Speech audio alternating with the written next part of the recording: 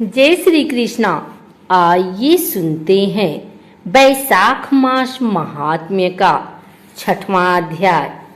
नारद जी बोले, हे नृपश्रेष्ठ, जो लोग थके हुए राही को जल नहीं पिलाते वे नीच पक्षी का जन्म पाते हैं। इस संबंध में मैं तुम्हें एक पुरातन कथा सुनाता हूँ। इसमें एक ब्राह्मण और उसके घर की छिपकली की कथा है। पुराने समय में हेमांग नामक एक राजा था। वह इक्ष्वाकु वंशी राजा बहुत ही धर्मात्मा, जितेंद्रिय तथा ब्राह्मण भक्त था। पृथ्वी में जितने रजकर हैं उस राजा ने उतनी गायें ब्राह्मणों को दान दी थी। वह हर प्रकार से ब्राह्मणों को संतुष्ट रखता था। उसने अनगिनती यज्ञ किए। उसके यज्ञ की कुशाओं से पृथ्वी पट गए। भूमिदान, स्वरदान, अन्नदान आदि जो भी दान है उस राजा ने वे सभी तो किए, परंतु जलदान नहीं किया। एक बार वशिष्ठ ऋषि उसके राज्य में पधारे और राजा को जलदान करने की सलाह दी। तब स्वयं को अधिक चतुर समझने वाला राजा इस प्रकार बोला, हे ऋषि श्रेष्ठ, पृथ्वी पर जो वस्तु बिना मूल्य के सबको प्राप्त है उसका दान करने से क्या फल मिलेगा। जो वस्तु हर किसी को नहीं मिल पाती उसको देना ही पुण्य है। ऐसे तर्कयुक्त वचन राजा ने कहे, परंतु जल दान नहीं किया। दान भी वह उन ब्राह्मणों को करता था जो लूले लंगड़े और दरिद्री होते थे। वह वेद पाठी, तत्वज्ञानी तथा ब्रह्मवादियों को दान नहीं देता था।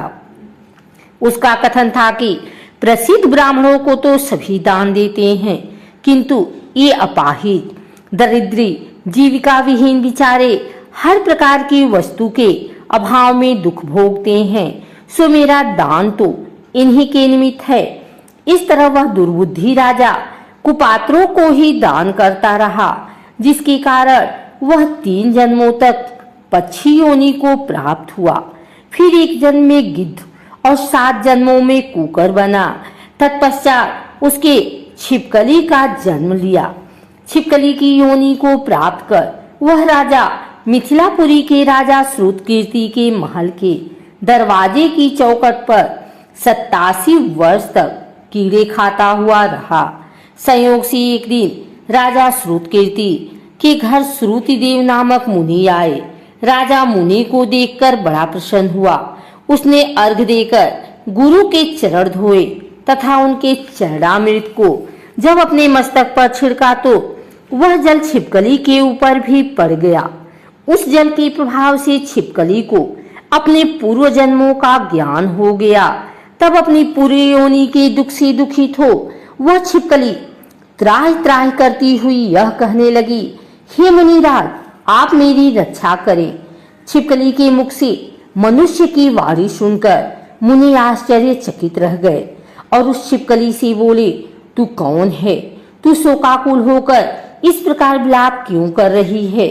तो इस योनि को कैसे प्राप्त हुई है?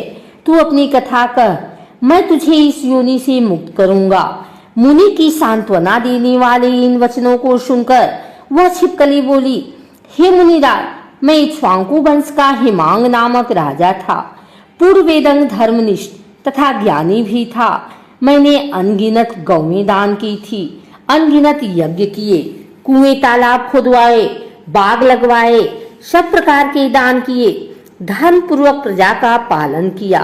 किंतु फिर भी मैं 10 जन्मों तक चातक, गिद्ध तथा कुत्ते की योनि पाकर अब 12वें जन्म में छिपकली की योनि में आ पड़ा हूँ। आपके आगमन पर अभी जब राजा ने आपका चरणामृत लेकर अपने ऊपर छिड़का तो उसकी एक बूंद मेरे ऊपर भी पड़ गई। उसके पड़ने से ही मुझे सब जन्मों का स्मरण हो आया है। हे ब्राह्मण श्रेष्ठ, अब आप मेरे दुखों का कारण बताइए कि किस पाप के फलस्वरूप मेरी यह दशा हुई है।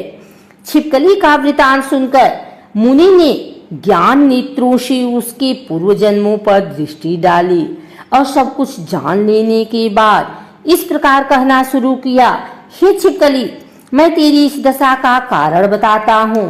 तूने नृप शरीर में दान, धर्म, यज्ञ आदि तो सब किए, किंतु विष्णु के प्रिय मास बैसाख में जल का दान नहीं किया। तूने जल को प्राप्य पदार्थ समझकर इसका महत्व नहीं समझा। इसके अतिरिक्त तूने सुपात्रों को भी दान नहीं दिया। तेरे दान के पात्र सब हीन व्यक्ति ही रहे।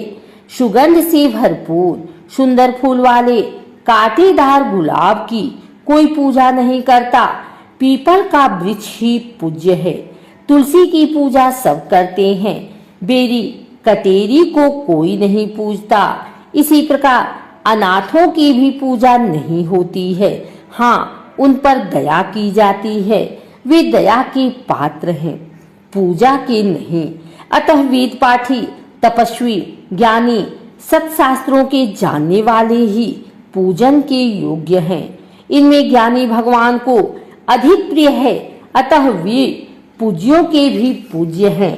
ऐसे ज्ञानियों की अवहेलना करने वाला मनुष्य पाप का भागी बनता है। तीर्थ स्नान एवं मूर्ति पूजन भी तत्काल फलदायक नहीं होता, किंतु ज्ञानी महात्माओं के तो दर्शन मात्र से ही मुक्ति मिल जाती है। हे इक्ष्वाकु वंशज, तूने तो यह दोनों ही कर्म त्यागे हैं, अर्थात न तो जल दान किया और न ज्ञानी महात्माओं तथा वेद पाठियों का आदर ही किया। इसी कारण तू इस दुर्दशा को प्राप्त हुआ है। हे राजा, मैंने जो बैसाख मास में पुण्य किया है उसका फल मैं तुझे दूंगा। यह कर मुनिवर ने जल हाथ में ले अपने पुण्यों के फल का संकल्प करते हुए उसे छिपकली पर छिड़क दिया। उस जल के प्रभाव से राजा ने छिपकली का देह त्याग कर सब पापों से मुक्त हो दिव्य शरीर प्राप्त किया। फिर सबके देखते देखते उसके लिए आकाश से विमान भी आ गया। तब वह राजा मुनि के हाथ जोड़ परिक्रमा कर आज्ञा ले विमान में चढ़ गया। जब विमान स्वर्ग को चला तब देवता स्तुति करके उस पर फूल बरसाने लगे। फिर स्वर्ग के 10,000 वर्षों तक समस्त सुखों का भोग करने के बाद वह इक्ष्वाकु वंश में राजा काकुत्स के नाम से उत्पन्न हुआ। वह राजा 7 द्वीपों पर राज्य करता था। वह पुनः बड़ा ब्राह्मण भक्त बना, साधु सेवी और परमार्थ ज्ञानी भी बना। वह न्याय पूर्वक राज्य करता था। एक दिन वशिष्ठ मुनि उसके राज्य में आए। उन्होंने उसे बैसाख मास के समस्त धर्म कर्म भी बतलाए। तब राजा ने मुनि के बताए अनुसार सभी कृत्य किए और सब पापों से छुटकारा पाकर विष्णु की सायुज्य मुक्ति प्राप्त की। यह बैसाख मास सब फलों को देने वाला है। इस पवित्र मास में जो मनुष्य यथाशक्ति दान धर्म करता है वह दीर्घायु होकर भगवान का प्रिय बनता है और सब पापों से छूटकर वैकुंठ लोक को जाता है।